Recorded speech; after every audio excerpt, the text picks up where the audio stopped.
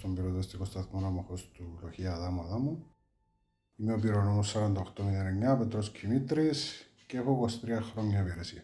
Ο λόγος που με όθησε να ακολουθήσω το επάγγελμα, το λειτουργήμα του πυροσβέστη είναι η παροχή βοήθειας στους συνάνθρωπους μας. Είναι κάτι που έπιανα τον εαυτό μου να θέλει να το κάνει από μικρός.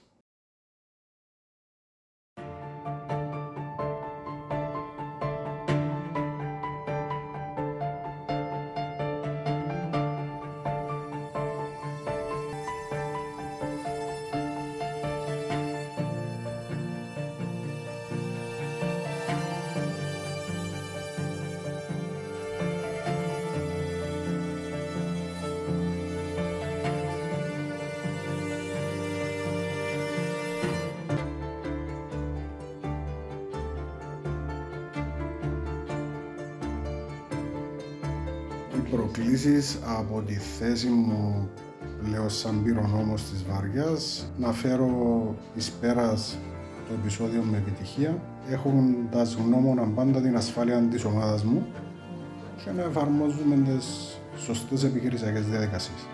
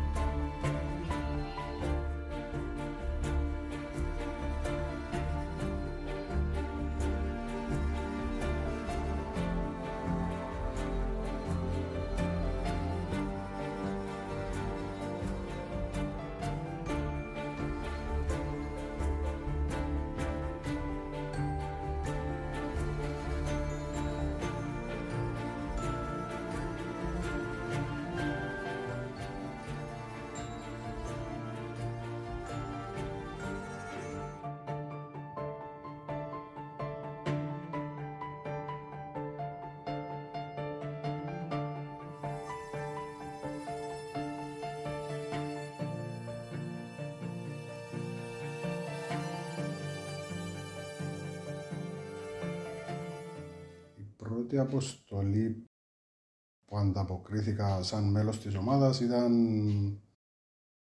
μια πυρκαγιά σε λιώμενο σπιτάκι στην οροφή διόροφου κτηρίου. Εντάξει, η πρώτη πυρκαγιά ένιωσα ότι έκανα σωστά και ακολούθησα τον το επάγγελμα.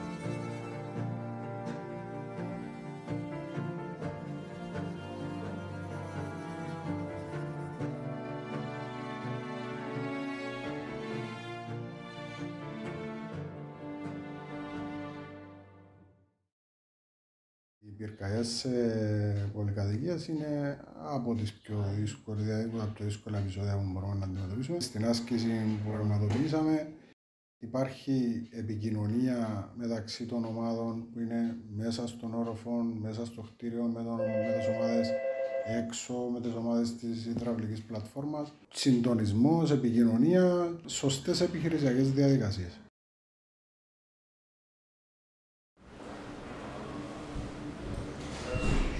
Vai, misura.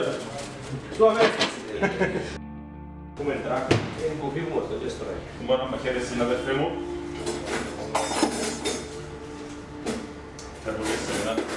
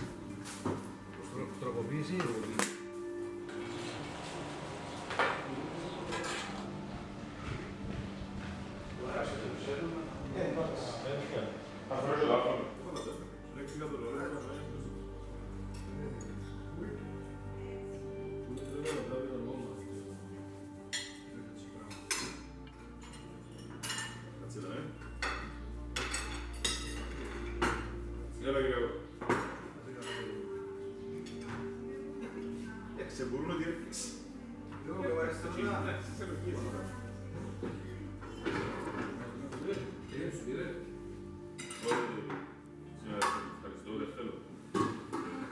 Γιάννη.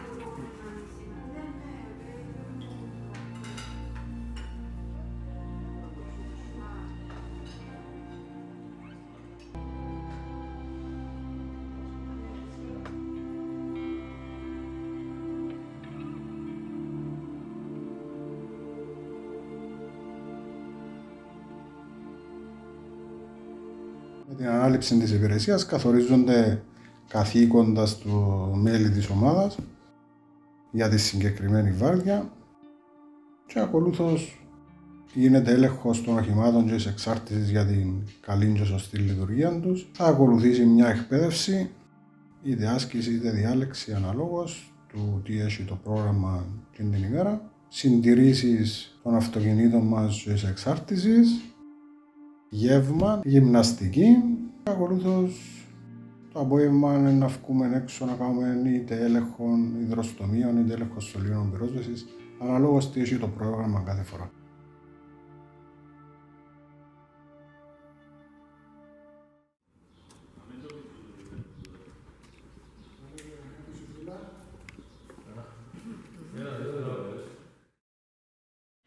Στον τούτο τούτο θα ξανακαλούν να δεις.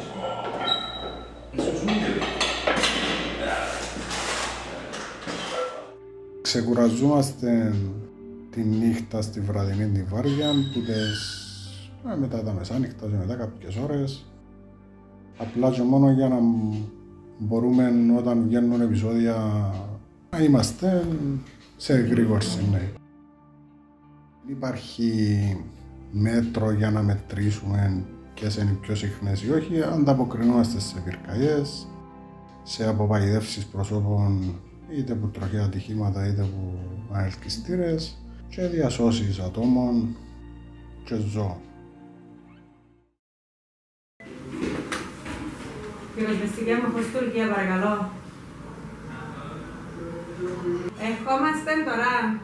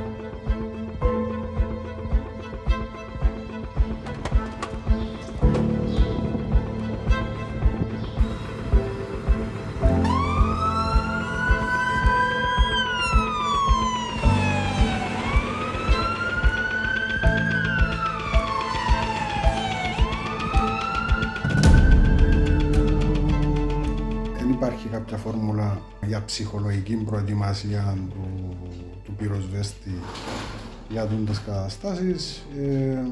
Απλά μέσα από τα χρόνια η υπηρεσία και τις εμπειρίες που αποκτά ο καθένας, τα επεισόδια που ανταποκρίνεται, έρχεται και η ανάλογη ψυχολογία και τρόπος αντιμετώπισης των περιστατικών.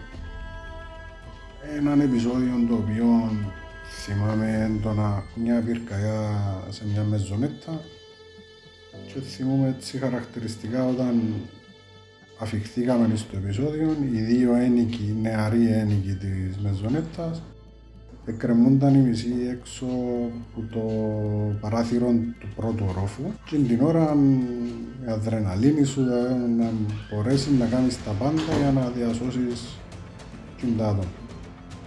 Το ωραίο το επαγγέλμα του πυροσβέστη είναι ότι ποτέ θα έρθει δουλειά και να το ίδιο με την προηγούμενη σου βάρκια. Κάθε βάρκια ξεχωριστή, κάθε επεισόδιο που να πάει δεν έχει καμία σχέση με το προηγούμενο. Το αίσθημα που επικρατεί είναι ικανοποίηση και περηφάνεια, ειδικά και τις στιγμές παραπάνω περηφάνεια για το λειτουργήμα που ασκούμε.